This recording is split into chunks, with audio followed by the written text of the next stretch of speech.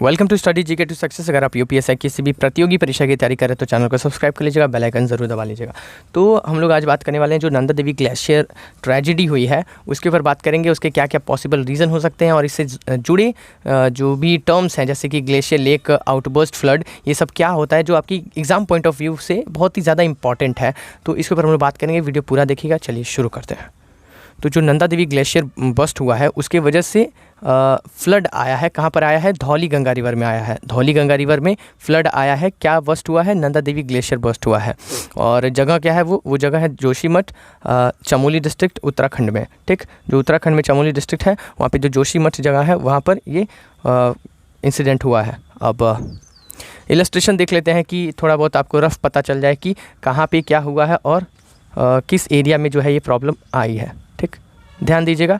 अब जो ये बद्रीनाथ जगह है, ठीक, बद्रीनाथ, वहाँ से आती है अलकनंदा रिवर। ये अलकनंदा रिवर है, ठीक है, ये अलकनंदा रिवर बद्रीनाथ से आती है और अलकनंदा की ही एक ट्रिब्यूटरी है जिसका नाम है धौली गंगा।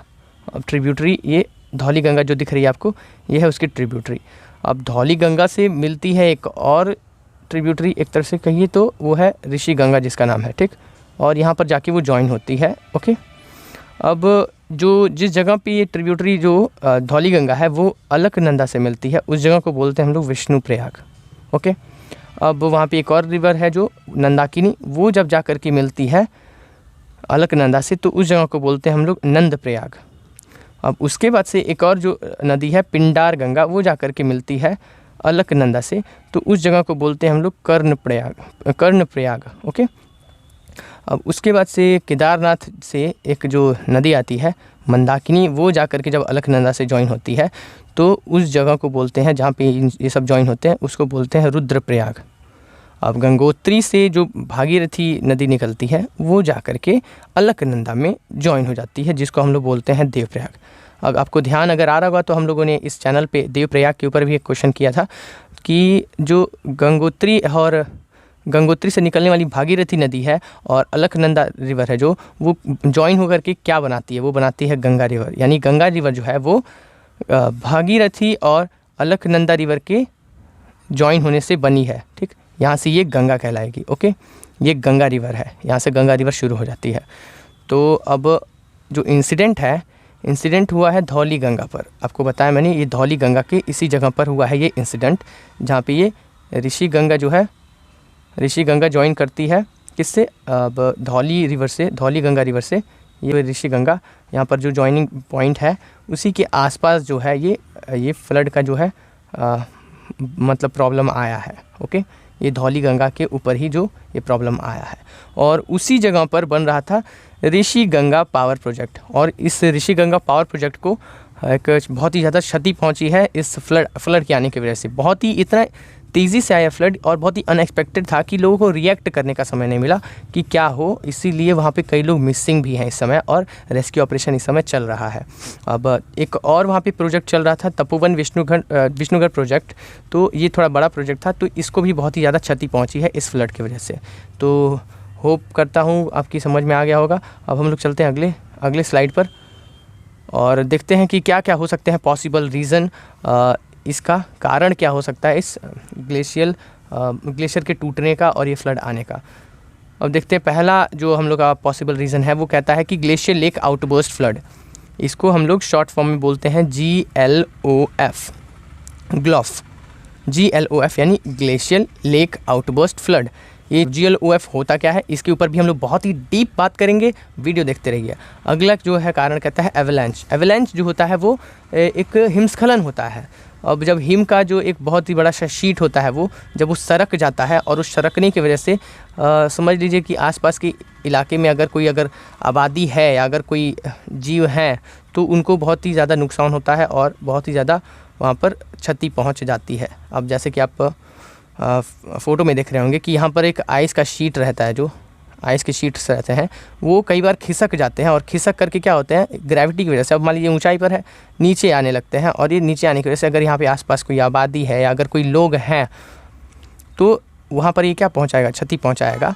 और अब इस फ्लड का एवलांच से क्या मतलब है ये भी मैं आपको बता देता हूँ कि अब एवलांच आएगा तो अब ऊपर का जो ये बर्फ़ है वो नीचे आ जाएगा, और नीचे आएगा तो इसके घर्षण की वजह से अब ये पानी में भी बदलने लगेगा, और साथ ही साथ अब कह सकते हैं कि अब ऊंचाई से अब जो है वो नीचे आएगा वो, तब उसका मतलब समझ लीजिए स्टेट बदलने लगेगा। तो अगर वो किसी लेक से जाकर मिल गया, किसी पानी के साथ, किसी रिवर के साथ मिल गया, किसी ट्रिब्यूटरी के साथ मिल गया, तो उसके पानी का लेवल वो बढ़ा देगा, वो पानी का लेवल बढ़ जाएगा, और पानी का लेवल बढ़ने की वजह से क्या होगा, फ्लड आ जाएगा।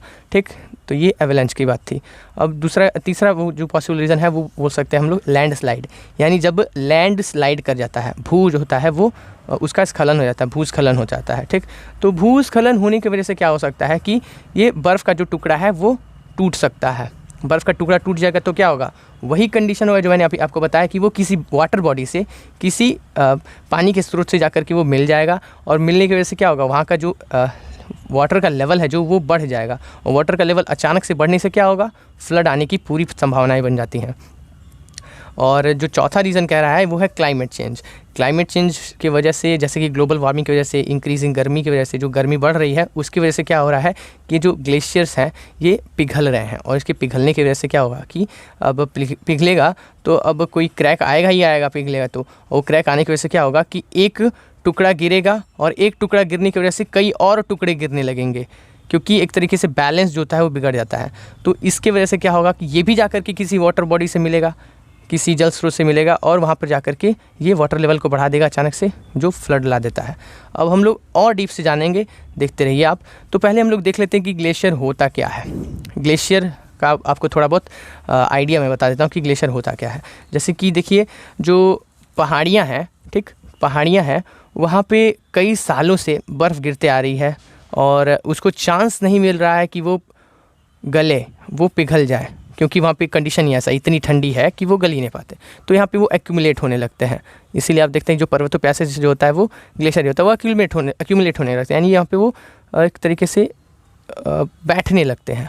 और इन सब के मास के होने की वजह से, और ये स्नो भी हैं साथ ही साथ, और इन सब के पास ज़्यादा मास भी है, तो इसकी वजह से क्या होता है, ये स्लोली मूव करने लगते हैं, धीरे धीरे ये मूव भी करते हैं, ये धीरे धीरे मूव भी करते हैं, और ये ढलान की वजह से ये मूव करते रहते हैं धीरे धीरे, और मूव करते रहते हैं तो क्या होता है, वो धीरे धीरे आते हैं, पिघलते हैं, और पिघलने की वजह से क्या होता है, अब वो जाकर के पानी बनाते हैं। वो पानी जाकर के कहाँ पे आती है, वो नदियों से मिलती है, और इन्हीं नदियों से हमारा काम चलता है। ओके, तो आप कह सकते हैं जो ग्लेशियर है वो फ्रेश वाटर का एक तरीके से स्रोत है। आपको अगर मैं एक छोटी सी जानकारी बता दूं कि जो भारत के 130 करोड़ जो लोग हैं वो डायरेक्टली ग्लेशियर पर डिपेंडेंट हैं, और जो हिमालय के ग्लेशियर्स हैं उस पर डायरेक्टली डिपेंडेंट हैं 130 करोड़ लोग। तो अगर किसी भी तरीके से ये जो ग्लेशियर है, अगर इसको हम लोगों ने अगर बचा के नहीं रखा, मतलब बचा के रखने का मतलब कि ये अगर अचानक से ही ऐसे गल करके, टूट करके पूरी तरह से ख़त्म हो जाएंगे, तो आखिर जो फ्रेश वाटर मिलेगा वो 130 करोड़ लोग का क्या होगा। तो ये बहुत बड़ा एक तरीके से अलार्मिंग स्टेट है कि हम लोग के लिए ये बहुत बड़ा संकट हो सकता है अगर ये ग्लेशियर जो है वो मेल्ट करके पूरी तरह से आकर के कहाँ पर आएंगे, ये आ जाएंगे किसमें, बह करके नदियों में आएंगे, और नदियों में आकर के वो फिर से वो चले जाएंगे समुद्र में, और समुद्र का भी लेवल जो है वो सी लेवल है जो वो भी बढ़ जाएगा। और जब समुद्र का लेवल बढ़ेगा तो क्या होगा, जो कोस्टल एरियाज़ हैं, जो ऐसी जगह है जो पानी के पास हैं, वो भी डूबने लगेंगे, क्योंकि समुद्र का लेवल बढ़ेगा, पानी बढ़ेगा। जो कोस्टल एरियाज़ हैं और जहाँ पे पानी है, अगर वो ऊपर बढ़ने लगा तो ये क्या होगा, ये पूरी तरह से पानी से ढक जाएगा। तो इस कह सकते हैं कि ये यहाँ पर वो जगह ही पूरी खाली करनी पड़ेगी, और एक तरीके से वैसे ही जगहों की कमी है और पॉपुलेशन बढ़ती जा रही है, और इसी तरीके से बहुत ही ज़्यादा प्रॉब्लम्स आ सकती हैं।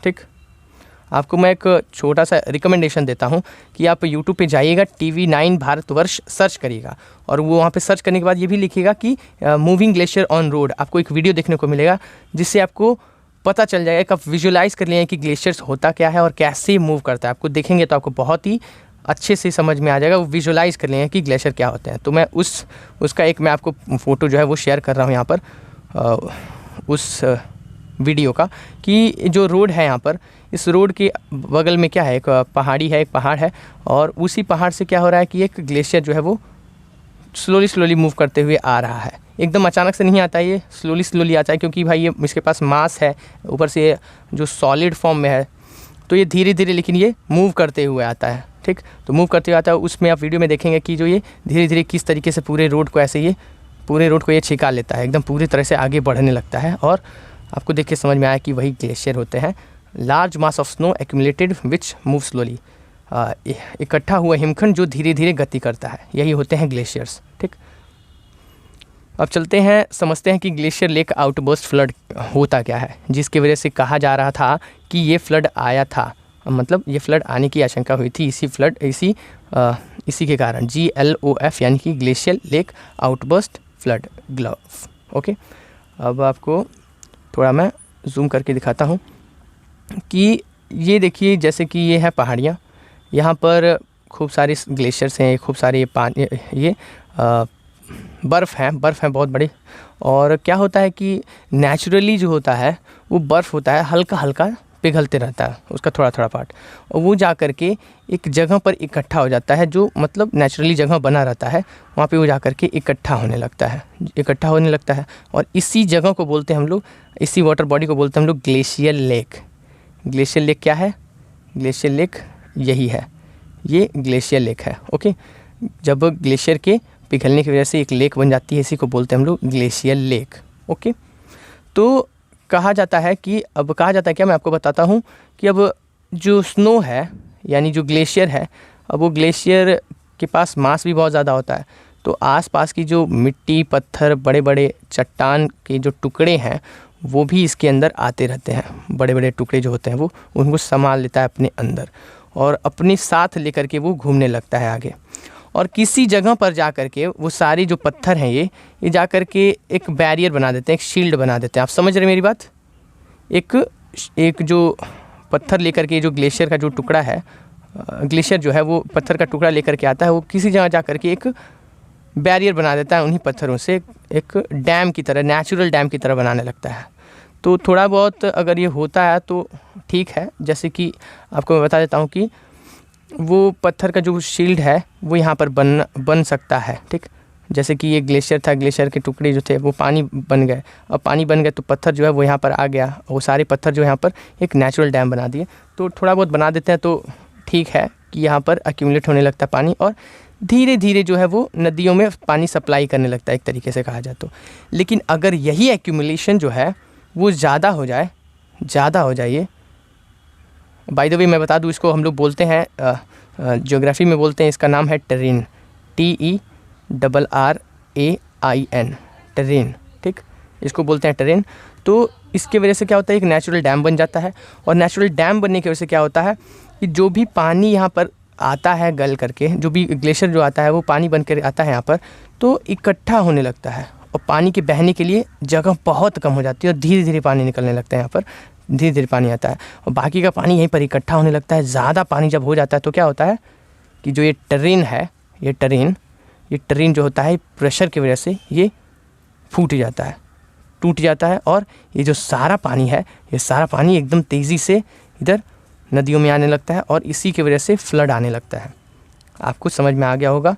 अब इसमें ग्लेशियर का एक और काम हो सकता है कि अब देखिए, ग्लेशियर का अगर मान लीजिए किसी रीज़न की वजह से ग्लेशियर का एक बहुत बड़ा सा टुकड़ा इसमें आकर के गिर जाता है, तो क्या होगा, जो वाटर का लेवल है, ये टेरेन है यहाँ पर, जो टेरेन है वो टेरेन यहाँ पे शील्ड बनाया है, तो अगर मान लीजिए जो ग्लेशियर का टुकड़ा यहाँ पर आ जाता है, तो यहाँ पर वाटर का जो है वो वॉल्यूम जो है वो बढ़ते जाएगा, वाटर बहुत ज़्यादा हो जाएगा, और इसके वजह से एक प्रेशर आएगा, और ये टेरेन जो है वो टूटने लगेगा एकदम, और टूट जाएगा, अचानक से फ्लड आ जाएगा, ठीक।